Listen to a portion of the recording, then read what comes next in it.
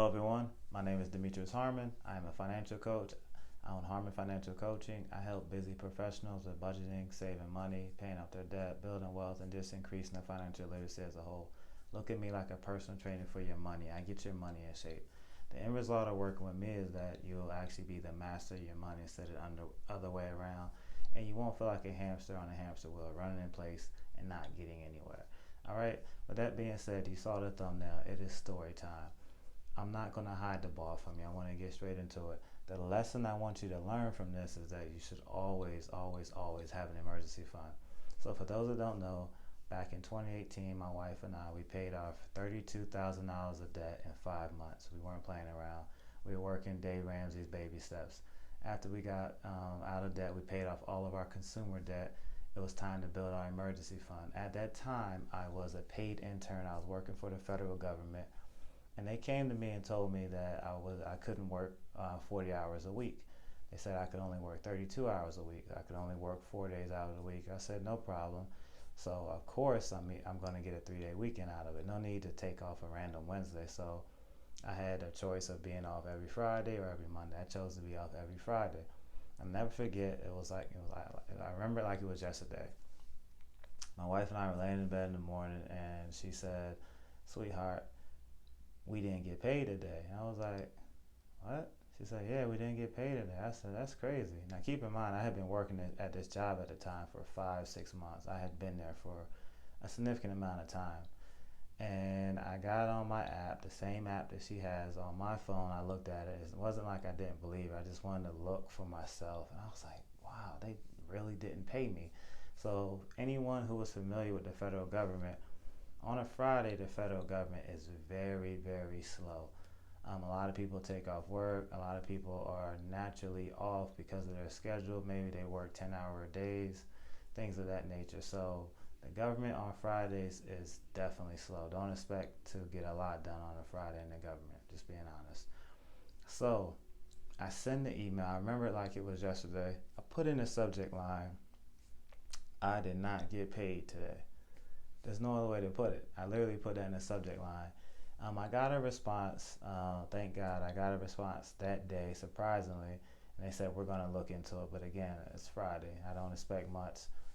All right, fast forward to that Monday. Keep in mind, I didn't get paid Friday. Nothing's going to happen on Saturday. Nothing's going to happen on Sunday. So Monday I come in, I talk to my HR. My HR guy was like really nervous. Like he thought I was just coming in there. He thought I was gonna come in there and just flip chairs over and flipping tables. And I was very calm. Number one, that's not my character, but also, like I said, we had an emergency fund. So as you know, 78% of Americans live check to check. So if they don't get paid, they're in trouble, like immediately. So I walk in, like I said, we're having a conversation. He tells me that something happened upstairs. That was the other HR department, a bigger HR department. He said, "We're going to look into it. We're not sure. And you have reason to believe something happened upstairs. Somehow they dropped the ball and you didn't get paid." So I'm very calm about it. Monday rolls around. Tuesday rolls around. Wednesday rolls around. At close of business on Wednesday afternoon, I got paid. Now keep in mind I was supposed to get paid on a Friday. So no money on Friday, no money on Saturday, no money on Sunday, no money on Monday, no money on Tuesday. Finally, Wednesday, close of business, I get the paycheck that I should have received on Friday. To this day, I never did get a response. They just said, "We're not sure what happened and we apologize." That's all they said. All right, so what can you glean from this story? Like I said, always having an emergency fund. And my supervisor, I never forget, she asked me, she said, "How are you so calm?" She said, "I would be throwing stuff if I didn't get paid." She said, "I'm not even sure if I would be at work." All right, number one, I am a Christian. I would lose my witness if I was walking around saying that I was a Christian, but yeah, I'm throwing things and just being wild and acting like a carnal man, right? I'm not going to do that. It's not in my character. So there's no need for me to throw stuff. It's not going to make them pay me any faster. But number two, I told her I had my finances in order. By the grace of God, my finances were in order, so I had a buffer between me and life. You have to have an emergency fund. When you have an emergency fund, it's if an emergency arises, and you have an emergency fund, that emergency quickly becomes an inconvenience. All right, you got to know the difference between an inconvenience and an emergency. Inconvenience is you have to take a detour and you have to take like a longer way to get home. So instead of taking you 15 minutes to get home, now it's going to take you 20 minutes to get home. That's an inconvenience. An emergency is you come outside and you go to start your car and your car doesn't start. That's an emergency. See the difference? So when you have an emergency fund, when an emergency comes up, it's okay because you have a buffer between you and that emergency. And like I said, it just becomes an inconvenience. And I'm so thankful that I got my finances in order because of things like this. Things like this happen every day. Every day. People get fired, they downsize, the country moves, your job moves to another country. All of a sudden, they have to get rid of 50 people and you happen to start, maybe a year ago. So they started with the newest employees. So you had to get laid off. Things like this happen all the time. All the time, So here's the thing. You have to have an emergency fund. This is what I recommend. If you are the only person in your house, try to have 6 months of emergency expenses. Yes, try to have 6 months of emergency expenses. If there's 2 or more people working in a house, I would say 3 months of emergency expenses is okay. I prefer to err on the side of caution and have more money than not enough. That's just how I roll. Right? Everybody is different, but you have to have an emergency fund.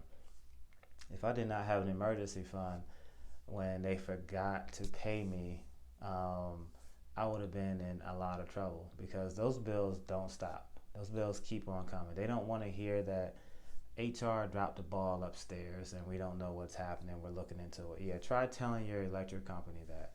Try telling, your water bill, your county that, I'm not going to be able to get paid because right now they're looking into a situation on my HR upstairs and I'll get back to you. Yeah, right. Nobody wants to hear that.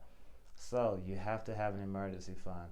The stats are alarming. I won't bore you with the stats, but just know one particular stat. About 43% of the American population can't cover a $400 emergency. They can't cover a $400 emergency, meaning they can't go to the bank and pull out $400 and pay cash without getting a credit card or borrowing money from their family, things of that nature.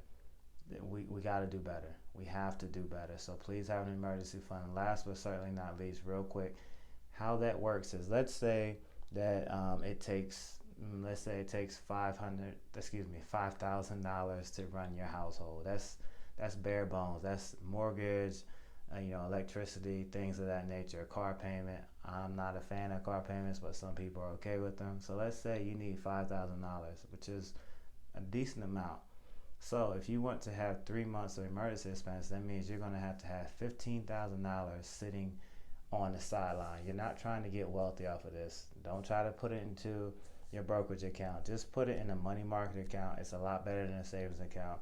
And let it sit there and break glass in case of emergency. You want to have this money liquid and easily accessible. You want to be able to get to it in the blink of an eye. You can just go to the bank and get to it. You don't want to have it tied up into some type of investment account and it takes 48 business days to get to it. No, you want that money now because, again, it's an emergency, right? So that's what that looks like. So, like I said, I err on the side of caution.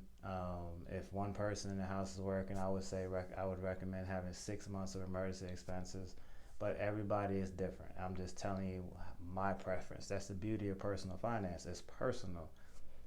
You personally may feel like one person in the house is working and 3 months is just fine. That's fine. That's your house and you run your house the way that you want to.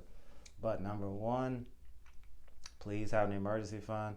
Do not get caught out there without an emergency fund because life is going to happen. And remember, if you have an emergency fund, an emergency quickly turns into an inconvenience. All right?